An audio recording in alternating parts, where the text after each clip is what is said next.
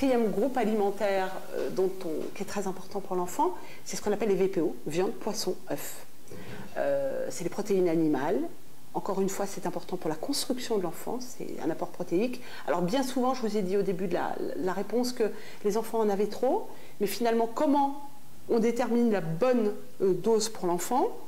Il y a une règle qui est relativement simple. On dit que c'est 10 grammes par année d'âge, excusez-moi, c'est 10 grammes par année d'âge plus 10 grammes.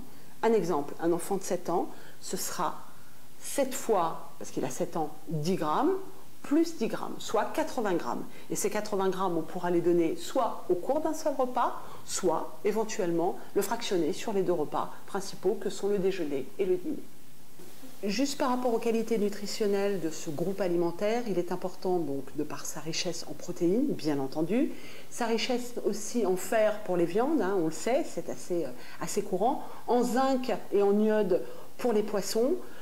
Attention à la teneur en matières grasses, notamment en acides gras saturés dont on a parlé tout à l'heure, qui peut être important dans certaines viandes dites grasses.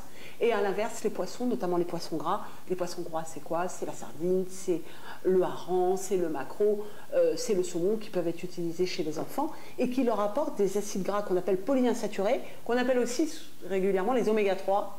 Hein, ou oméga 6, mais c'est les oméga 3 essentiellement qui sont présents et qui vont être aussi favorables pour la croissance et le développement de l'enfant.